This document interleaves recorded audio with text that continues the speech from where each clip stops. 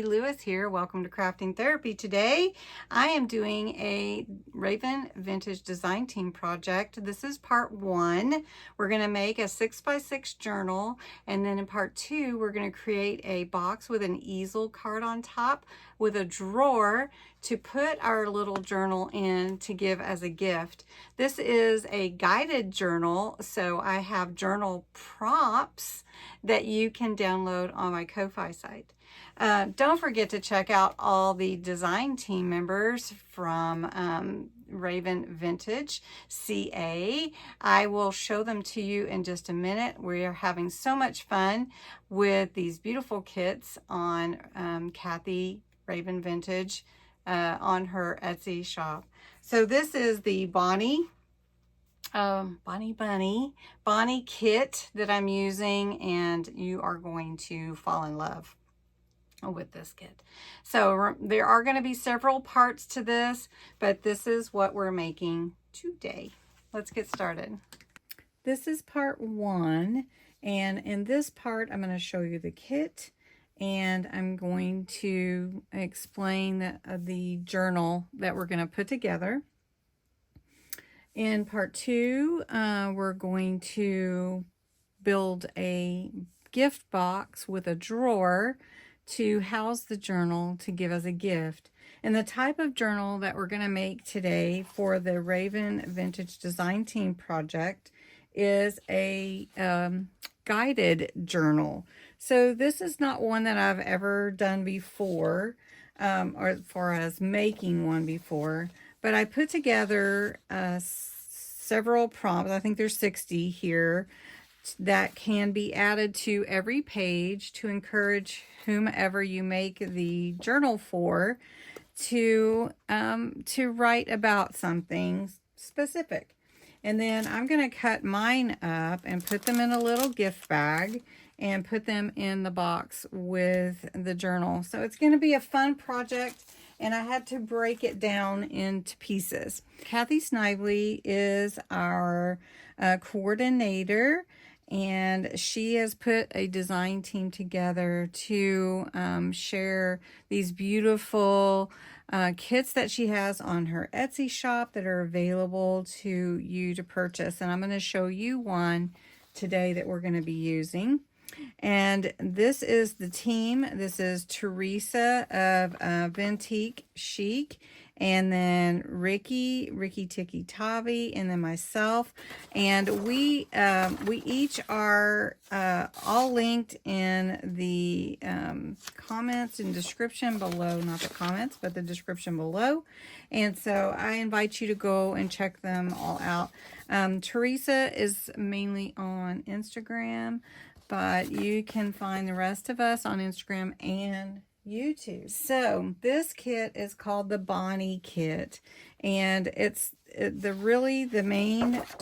main focal point is spring, but also this cute bunny. And I asked Kathy if there was a story behind Bonnie, and she said not really. She never really had a bunny, but the bunny was so adorable as it came out into this design, and she thought of the bonnet bunny, and I think that's what she said. And so anyway, I just love this bunny. It's adorable, and we're going to use that as our focal point along with spring. And I'm calling this guided journal renew, and we are in the spring when everything's fresh and new, and we can start over if we need to. There's always second chances. So I think our souls in a way just need renewed, refreshed. So I'm calling this journal renew, and it is a guided journal. So I will go over that in a minute. But I guess I should tell you that I will have these prompts as freebie on my Ko-Fi site. And I just have them typed out, and then you can cut them all out. And they line up. And there's 60 prompts. So anyway, very cool. Linked below. All right. So Bonnie is the name of this kit on Kathy's Etsy shop. So I printed some double-sided to use in different ways, but I'm kind of changing how I'm doing it. So this little gal is going to fit on the front of one of my signatures.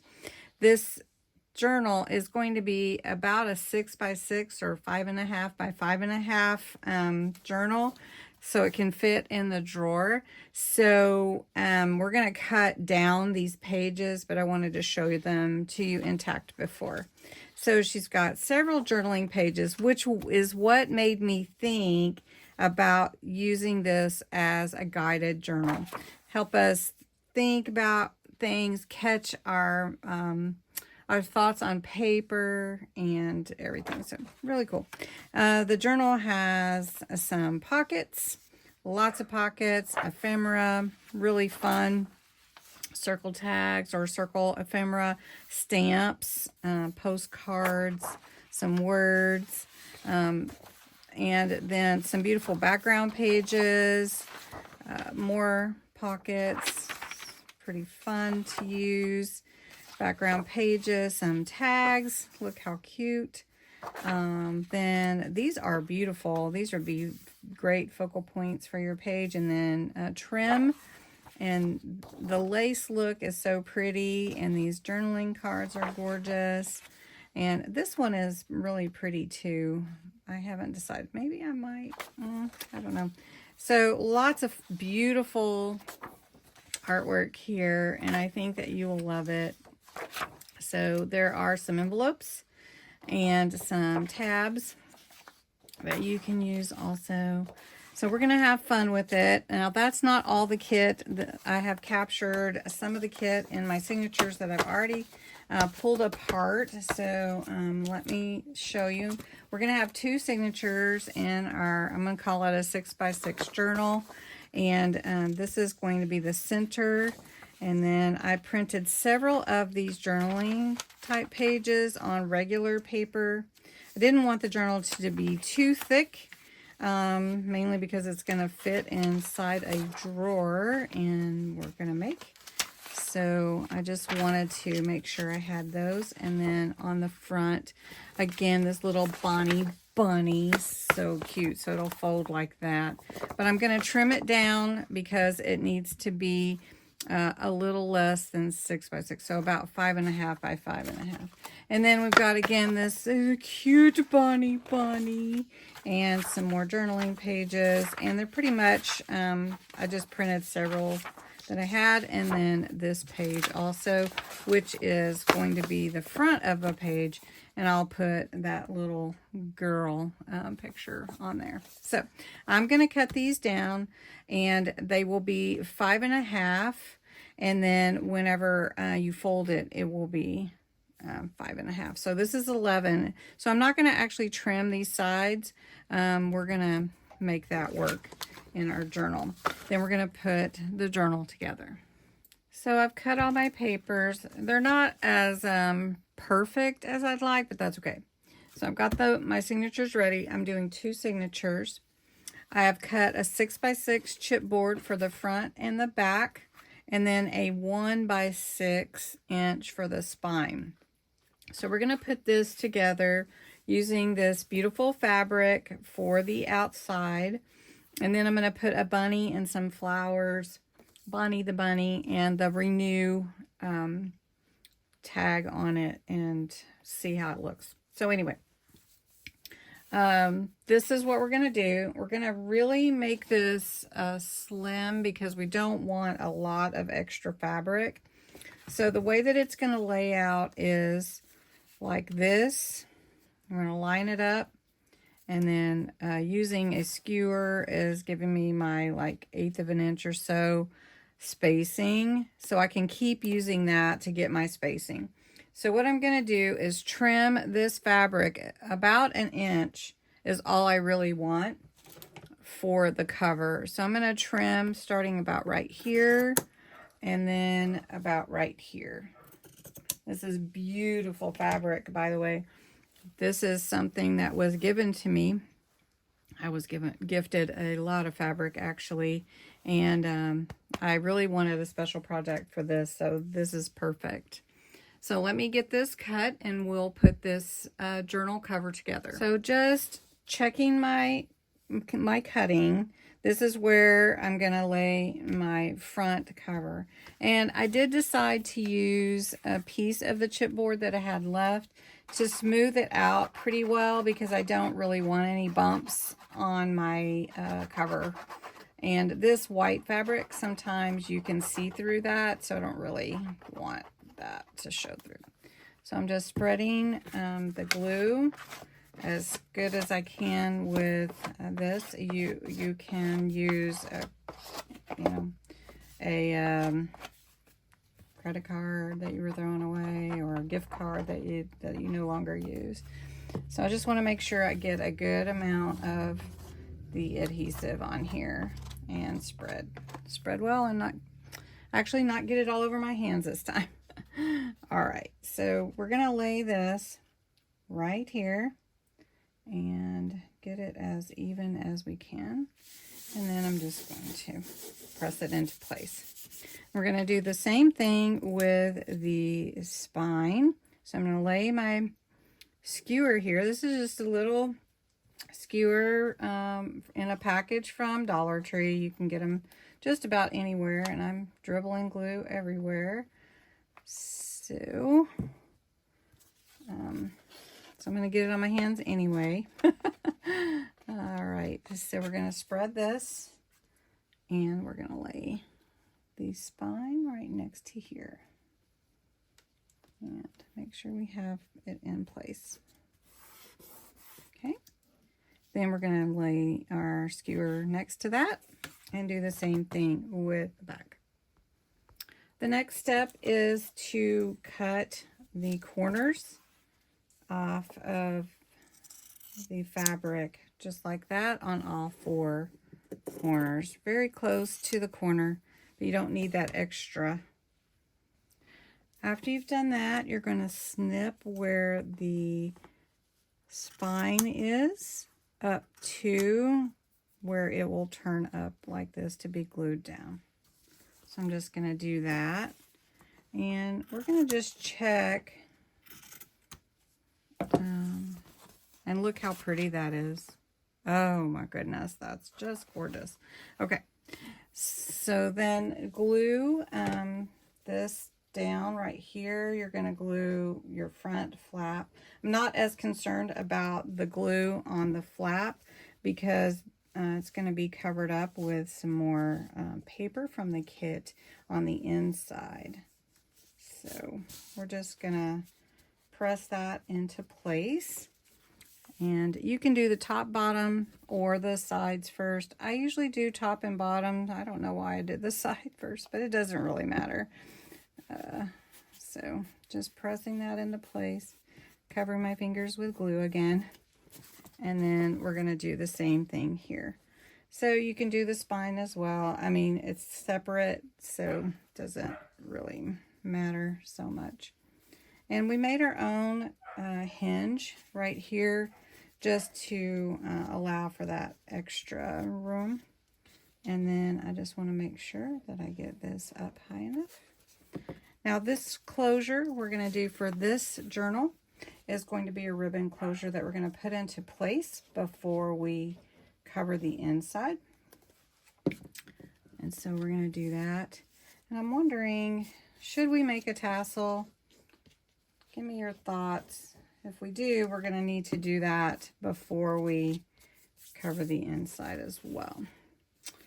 All right, so I'm going to finish this and glue these tabs into the spine.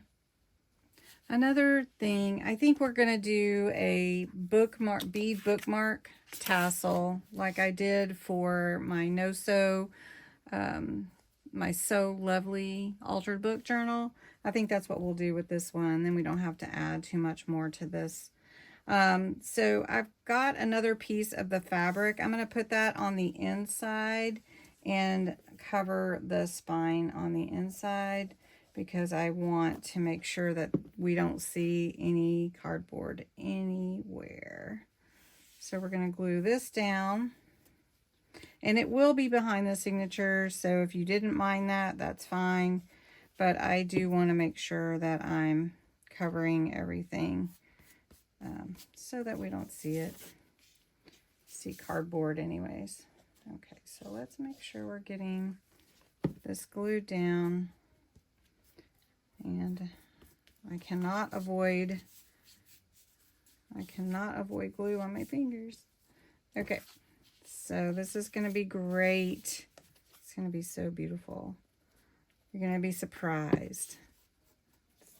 Since this is just part one. Okay.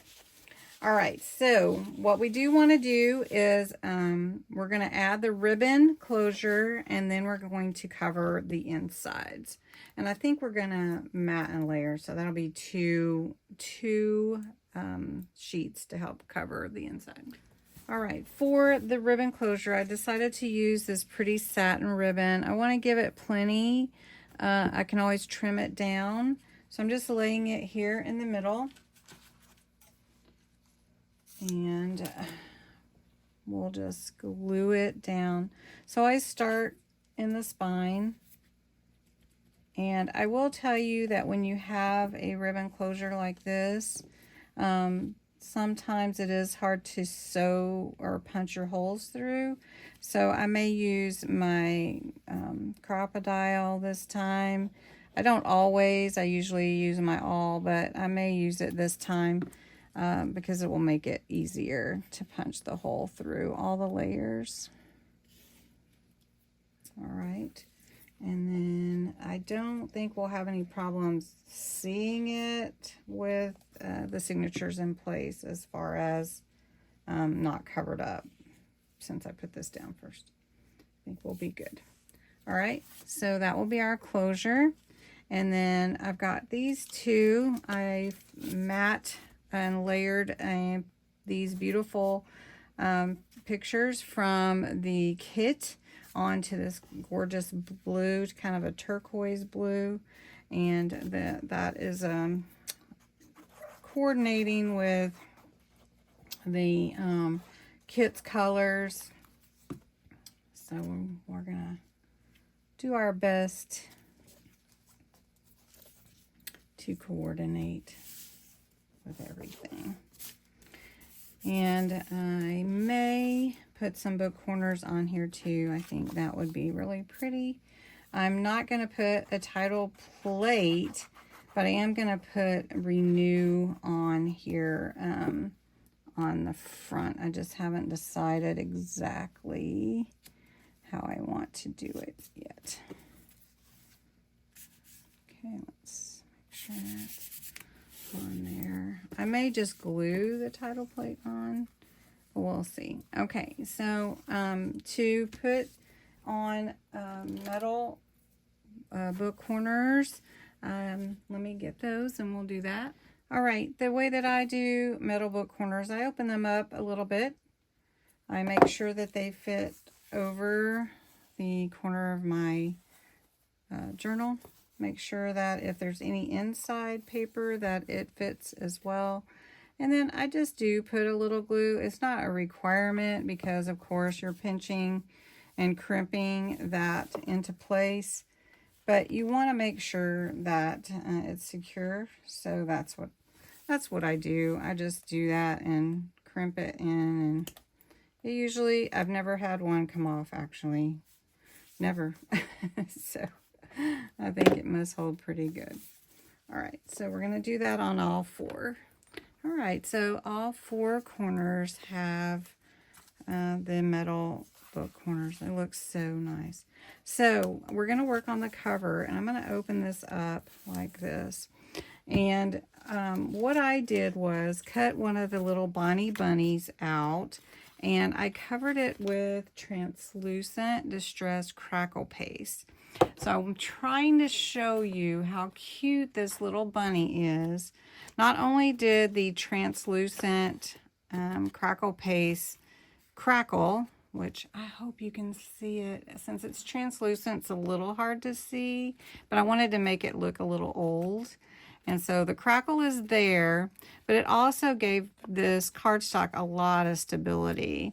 So what I want to do is put it on this balsa wood that I gave a little white gesso to, not to decorate it or embellish it, but just so that it's not like wood. And then I'm going to put a cord around the edge. We're going to glue this on. It's going to fit on here. And you can see why I don't really know if I wanted to put a plate on here or not. And then I'm going to add some flowers. So I'm going to glue this down, and then we're going to put the cord, see where we want on there, and add some flowers and leaves to the front. You can even see the crackle through.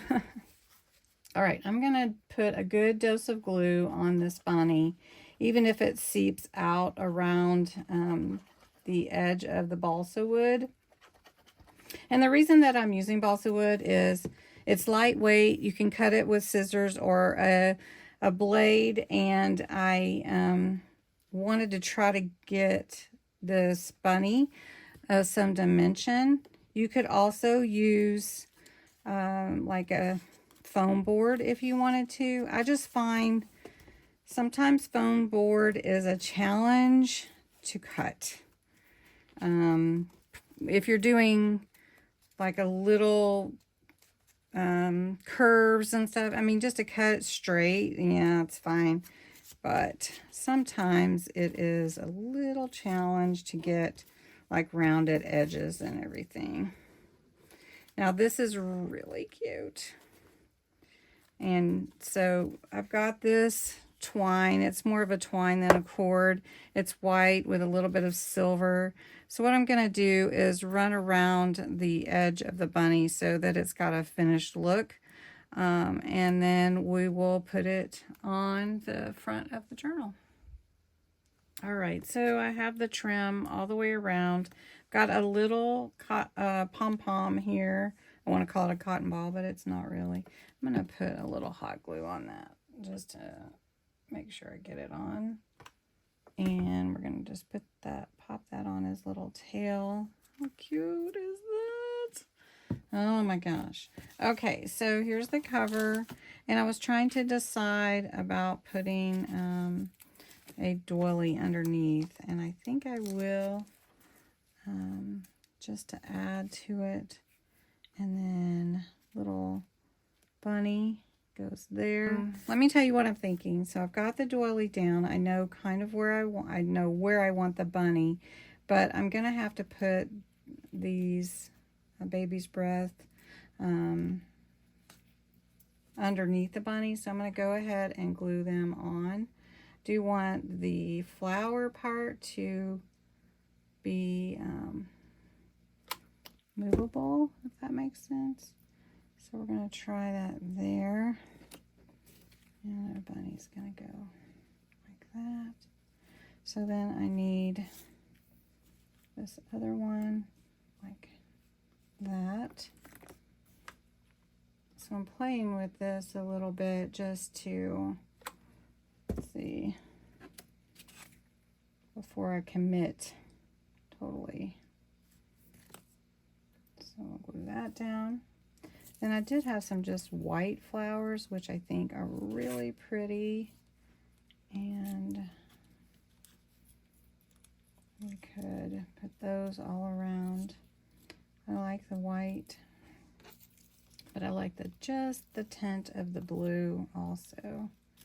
So we might do several flowers. I don't want to do too much though. Let's put the bunny down. So I'm gonna glue the bunny down with hot glue so this bunny doesn't go anywhere. And this is balsa wood. So it is light, but I want to make sure that it stays in place. So we're gonna put Bonnie the bunny down right here. Is this the cutest bunny? Oh my goodness. And then I do have some greenery. Could put a sprig of greenery here. That would be okay. And part 2 will be creating the box with a drawer, as well as the easel card that goes on top so that you can give it as a gift. Now let's trim this down a little bit. All right. We'll put that. All right, so I've got my graph paper ready. I folded in, this is 1 inch by 6. I folded in 1/4 of an inch on either side, and then I folded down an inch, up an inch, and in the center, and that's where my signatures are going to be. I'm going to use my crocodile to punch the holes. I am going to go with the smaller size, 1/8, so that I'm not punching big holes.